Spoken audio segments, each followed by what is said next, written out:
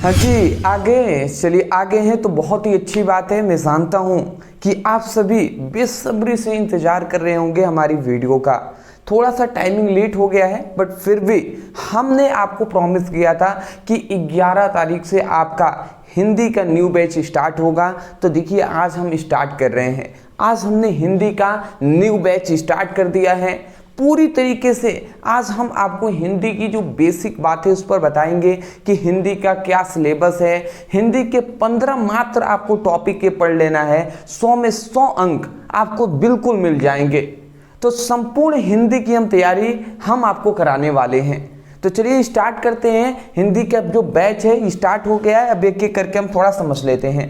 देखिए, सबसे पहली बात, आज के इस वीडियो में हम क्या जानेंगे। सबसे पहले हम जानेंगे हिंदी सिलेबस को, जानेंगे कि हिंदी का हमारा सिलेबस क्या है। क्योंकि हमें जब सफलता चाहिए तो हमें अपना टारगेट पता होना चाहिए कि क्या क्या हमें पढ़ना है, ठीक है ना। उसके बाद जानेंगे हम कि हिंदी के सभी महत्वपूर्ण प्रश्नों को जानेंगे, टॉपिक को जानेंगे जो इंपॉर्टेंट है जी। उसके बाद हम जानेंगे सभी महत्वपूर्ण प्रश्नों के कितने नंबर में पूछे जाते हैं। कोई भी टॉपिक है तो वो कितने नंबर में पूछा जाएगा ये भी हम जानेंगे। फिर हम जानेंगे हिंदी की तैयारी के लिए एक सफल रणनीति को हम जानेंगे कि क्या क्या हमारी स्ट्रैटेजी रहेगी जिससे हम 100 में 100 अंक हम प्राप्त कर सके हिंदी में। तो ये सब कुछ हम जानने वाले हैं जी। तो चलिए, जो भी स्टूडेंट सीरियस हैं अपने बोर्ड एग्जाम के प्रति, अपने लाइफ के प्रति, वो वीडियो को अंत तक देखेंगे। और केवल वीडियो देखने से नहीं होगा दोस्त, बल्कि कॉपी पेन लेकर बैठिएगा और नोट डाउन करते हुए, समझते हुए, सीखते हुए आगे बढ़ना है, ठीक है ना। चलिए, तो अब हम सबसे पहले यहाँ पे हमने बता दूँ आपको कि हिंदी के मात्र 15 आपको टॉपिक तैयार करना है। अब एक एक प्रश्न को मैं बता रहा हूँ। सबसे पहला आपका जब आपको पेपर मिलेगा हिंदी का जब आपको पेपर मिलेगा तो क्या उसमें मिलेगा। सबसे पहले तो आपको बहुविकल्पीय प्रश्न मिलेंगे। मतलब बहुविकल्पीय प्रश्न किसमें से मिलेंगे, तो आपको गद्य और काव्य से 10 महत्वपूर्ण ऑब्जेक्टिव क्वेश्चन मिलेंगे। और 10 ऑब्जेक्टिव क्वेश्चन जो होंगे वो 10 नंबर के होंगे। मतलब 10 ऑब्जेक्टिव क्वेश्चन से हमें 10 नंबर 10 मार्क्स मिलेंगे, ठीक है ना। तो ये ऑब्जेक्टिव क्वेश्चन कहाँ से आएंगे, गद्य से 5 आएंगे और काव्य से 5 आएंगे। टोटल 10 हो गए। 10 ऑब्जेक्टिव क्वेश्चन आपको तैयार करना है। अब 10 ऑब्जेक्टिव क्वेश्चन तैयार करने के लिए कम से कम आपको 100 ऑब्जेक्टिव क्वेश्चन तैयार करना पड़ेगा, जिससे आपको 10 ऑब्जेक्टिव क्वेश्चन ये मिल जाएंगे, आपको 10 नंबर मिलेगा। तो हम वो कराएंगे सब कुछ। अभी हम केवल बता रहे हैं कि ये सब आप टॉपिक लिख लीजिएगा, ये सब तैयार करना है, ठीक है ना। तो चलिए, पहला आप समझ के 10 नंबर पहले ऑब्जेक्टिव क्वेश्चन से मिल जाएगा, बहुविकल्पीय प्रश्न से मिल जाएगा, ठीक है। दूसरा हमारा क्वेश्चन उसके बाद आता है जो है निम्नलिखित पद्यांशों के संदर्भ देते हुए किसी एक के नीचे दिए गए प्रश्नों के उत्तर लिखिए। मतलब सबसे पहले दूसरा जो हमारा क्वेश्चन आएगा वो हमारा गद्यांश पर आएगा। अब गद्यांश गद्यांश का मतलब एक हमारे पास इस तरीके से पैराग्राफ दे देगा। अब पैराग्राफ को कहेगा कि पैराग्राफ को सबसे पहले कहेगा कि संदर्भ लिखिए।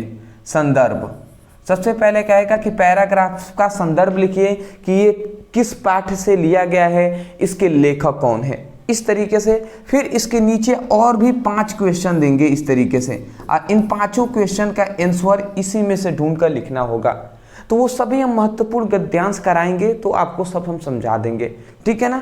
तो दूसरा आपको क्या पता रखना है कि महत्वपूर्ण हमसे गद्यांश पूछा जाएगा, और ये गद्यांश हमसे 10 नंबर में पूछा जाता है, 10 मार्क्स में पूछा जाता है, ठीक है ना। अब वहाँ पे हमें क्या जानना है, सबसे पहली बात आप चैप्टर जान लीजिए। ये हमारे जो बोर्ड है उसमें चैप्टर कौन कौन से आपको गद्यांश का पढ़ना है। तो हमारा जो चैप्टर है वो है, पहला है राष्ट्र का स्वरूप है, जिसके लेखक वासुदेव शरण अग्रवाल जी हैं। दूसरा है अशोक का फूल है, जिसके लेखक डॉक्टर हजारी प्रसाद द्विवेदी जी हैं। भाषा और आधुनिकता प्रोजी सुंदर रेड्डी जी हैं। हम और हमारे आदर्श डॉक्टर APJ अब्दुल कलाम और रॉबर्ट नसिंघहोम में, ठीक है ना, ये हमारे कन्हैयालाल मिश्र प्रभाकर जी हैं। और निंदा रस ये हमारे कौन है, हरिशंकर परिसाई। तो ये हमारे सभी चैप्टर हैं, 6 चैप्टर हैं, इसको तैयार करना है। और 6 चैप्टर के ये कवि हैं, उनका मतलब लेखक है, इनका नाम भी आपको याद रखना है। ठीक है ना। तो पहले हम राष्ट्र के स्वरूप के जितने भी इंपॉर्टेंट गद्यांश होंगे उसको कराएंगे, फिर अशोक के फूल, इस तरीके से हम आपको कराएंगे जी, उसके लिए आप परेशान नहीं होंगे, ठीक है ना। पहले स्क्रीनशॉट इस गद्यांश का ले लीजिए, बहुत ही इंपॉर्टेंट ये सभी आपके गद्यांश चैप्टर है। अब तीसरा हमारा जो क्वेश्चन आता है वो आता है महत्वपूर्ण पद्यांश, पद्यांश पर आधारित प्रश्न। तो ये पद्यांश पर भी हमें पैराग्राफ देगा और उसके नीचे 5 क्वेश्चन देगा और कहेगा संदर्भ सहित, पहले तो आपको संदर्भ लिखना है, फिर 4 क्वेश्चन देगा, उस पैराग्राफ में से ढूंढ कर लिखना होगा। जैसे ये पद्यांश है ना, वैसे ही गद्यांश भी होता है, ठीक है ना। जैसे गद्यांश होता है वैसे ही पद्यांश भी होता है। तो इस पद्यांश का चैप्टर आपको याद कर लीजिए, इन चैप्टरों का हमें महत्वपूर्ण पद्यांश पढ़ना है। सबसे पहले पवन दूती का, जिसके कौन है, अयोध्या सिंह उपाध्याय हरियूत जी हैं। दूसरा है हमारा कन्हैया लाल कैकेयी का अनुपात, जिसे हम गीत एक है, कैकेयी का अनुपात क्या है, एक गीत है जिसके लेखक कवि कौन है, मैथिल शरण गुप्त जी हैं। अगला आता है श्रद्धा मनु, ये भी एक गीत है जिसके जो हम कह सकते हैं कवि हैं जयशंकर प्रसाद। नौका विहार बापू के प्रति परिवर्तन, ये इसके कवि कौन है, तो ये सुमित्रानंद पंत जी हैं। गीत है, इसके कवि कौन है, महादेवी वर्मा जी हैं। अभिनय मनुष्य पुरुरवा उर्वशी, इसके कवि कौन है, रामधारी सिंह दिनकर जी हैं। मैंने आहुति बनकर देखा, मतलब मैंने आहुति बनकर देखा, यहाँ पे देखा रहेगा, मैंने आहुति बनकर देखा हिरोशिमा, इसके लिए कवि कौन है, तो सचितानंद हरिनंद वात्सल्य अज्ञाय जी हैं। तो ये हमारे सभी चैप्टर हैं पद्यांश के, और ये उनके इन सभी चैप्टरों के क्या है, कवि हैं। तो इन सभी चैप्टरों के पहले हम इस चैप्टर के जितने भी VBI होंगे, महत्वपूर्ण पद्यांश होंगे, उनको कराएंगे। इस तरीके से सभी चैप्टरों का हम कराएंगे जी, उसके लिए आप परेशान ना हो। तो ये हमारा 10 नंबर का इससे मिलेगा, अगर इससे पीछे आते हैं तो इससे 10 नंबर मिल जाएगा, और ऑब्जेक्टिव से 10 नंबर, 30 नंबर हमारा कंफर्म हो गया। ये सभी आपको नोट डाउन कर लेना है, पहले इसका स्क्रीनशॉट ले लें। ये चैप्टर जरूर आपको नोट डाउन कर लेना है, ये सभी चैप्टर वाइज आपको पढ़ना है और हम आपको कराएंगे इस चैनल पे। उसके बाद हमारा चौथा जो क्वेश्चन आता है वो क्या आता है, चौथा का क में हमसे पूछता है किसी भी एक लेखक का हमसे साहित्यिक जीवन परिचय पूछ लेगा। जैसे 3 आपको देगा, वासुदेव शरण अग्रवाल, हजारी प्रसाद द्विवेदी, APJ अब्दुल कलाम, इस तरीके से 3 आपको देगा, उसमें से केवल एक ही आपको करना है, और ये आपसे 5 अंक में पूछा जाता है, ठीक है ना।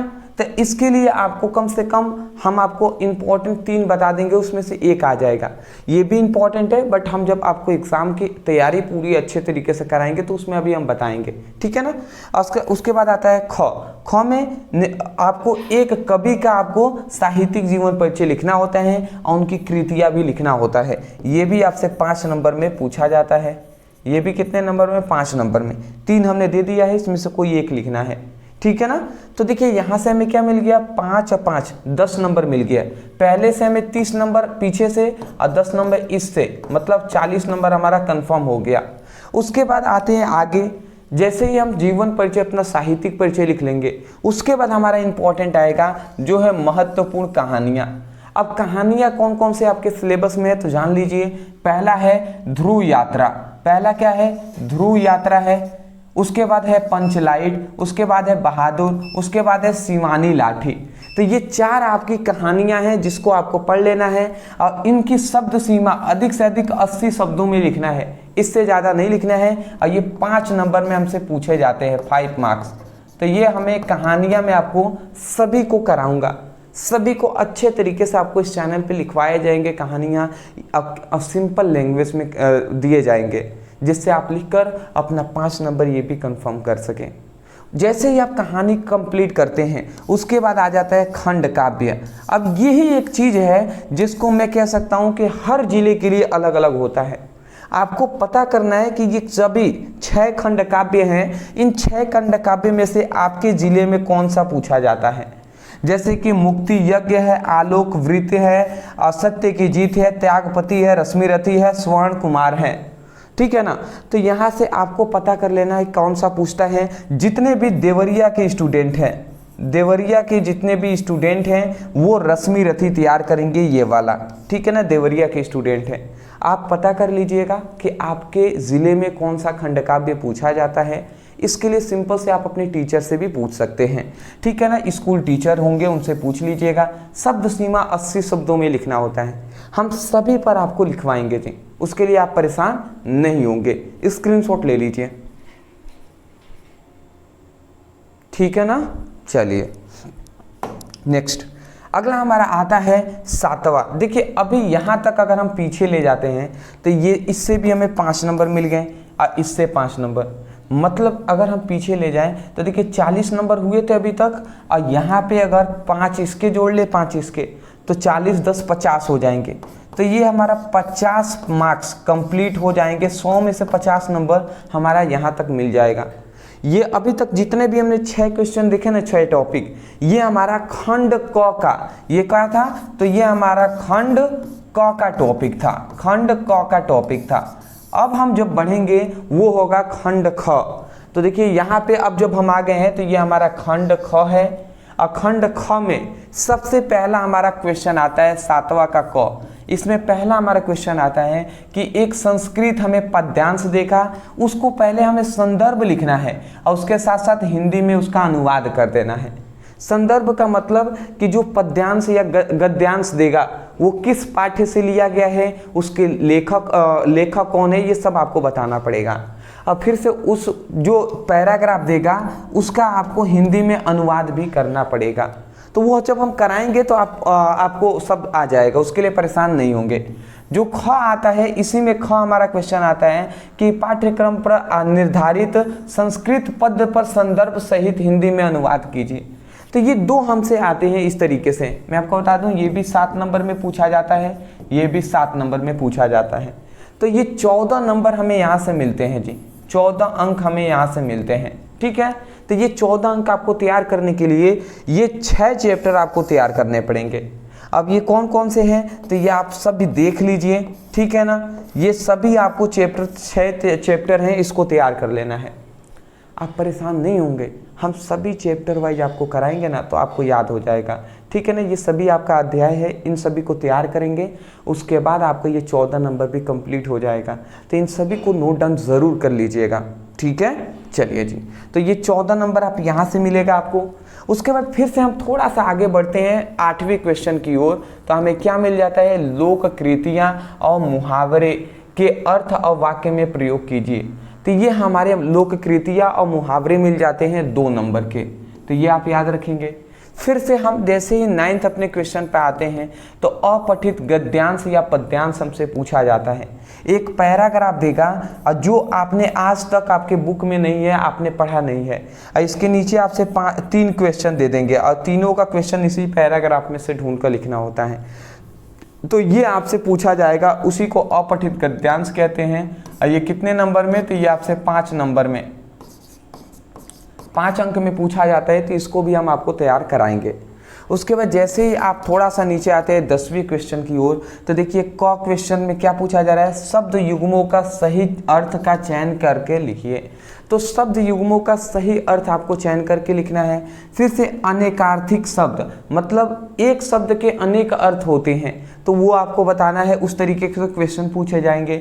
जैसे पानी है तो पानी को हम क्या कहते हैं, पानी को हम क्या कह देंगे, जैसे नदी है, नदी को सरोवर भी कहते हैं, ठीक है ना। तो इस तरीके से हम कहते हैं जी।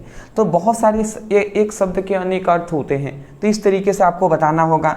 फिर से अनेक शब्द के एक अर्थ होते हैं, ये भी आपसे बताया जाएगा। फिर से आपको वाक्य में त्रुटि मार्जन देखना है, जैसे लिंग में त्रुटि हो जाएगा, वचन में, कारक में, काल में, तो ये सब आपको सुधारना है। उसके बाद आता है पंचशील सिद्धांत आपसे पूछा जाएगा। तो ये हमारा 5 क्वेश्चन है दोस्त, 5 क्वेश्चन, इन सभी को आपको तैयार करना है।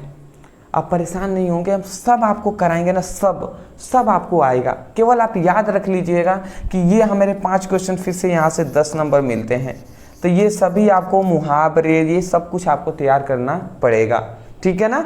चलिए, तो बस आपको मैं ऊपर अभी बता दे रहा हूँ, सब हम आपको कराएंगे, अभी तो शुरुआत हुआ है दोस्त। अगला आता है, देखिए अब यहाँ से हमें जो 11 नंबर क्वेश्चन आता है, यहाँ से हमें रस, छंद और अलंकार, रस छंद और अलंकार पूछा जाता है। और ये रस छंद अलंकार में बता दूं, रस जो है 2 नंबर का, छंद जो है ये भी हमें 2 नंबर का, और अलंकार है ये भी 2 नंबर का पूछा जाता है। 2 + 2 + 2 = 6 नंबर का हमसे यहाँ पे पूछा जाता है, 6 नंबर। तो यहाँ पे कैसे पूछ लेगा, जैसे रस रस चंद्र मतलब यहाँ पे श्रृंगार रस अथवा करुण रस को परिभाषा लिखकर उसका उदाहरण दे। ये हमें से 2 नंबर मिल गया, इसमें से दोनों में से कोई एक लिखना है, इस तरीके से क्वेश्चन करेगा। फिर से श्लेष अलंकार और उपमा अलंकार को परिभाषा उदाहरण से आपको समझाना है, इससे 2 नंबर मिल गए।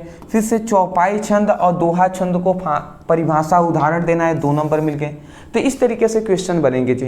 तो यहाँ से हमें कितने नंबर मिल जाएंगे, 11 नंबर क्वेश्चन से हमें फिर से 6 नंबर मिल जाएंगे। तो हम आपको जब रस छंद अलंकार कराएंगे उसको पढ़ लीजिएगा, काम कंप्लीट हो जाएगा, ठीक है ना। चलिए नेक्स्ट हमारा क्वेश्चन आता है जो है 13। तो 12th वाला कहाँ चला गया भाई, हाँ यहाँ पे 12th नंबर, 11th के बाद 12th नंबर हमारा क्वेश्चन आता है जो है पत्र लेखन, जो है हमारा 6 अंक का पत्र लेखन 6 नंबर में पूछा जाता है। 3 ही आपको पत्र तैयार करना है, इसमें से एक मिल जाता है हर बार। एक है नियुक्ति आवेदन पत्र, दूसरा है हमारा बैंक से किसी व्यवसाय मतलब बिजनेस के लिए ऋण प्राप्त करने हेतु आवेदन पत्र, मतलब बिजनेस करना है तो बैंक से हमें लोन कैसे लेना है, कैसे इसका आवेदन पत्र लिखेंगे, ये आपको लिख लेना है। फिर से नगर या गांव की सफाई हेतु जिला अधिकारी के पास या कोई भी अधिकारी के पास हम क्या करेंगे, पत्र लिखेंगे।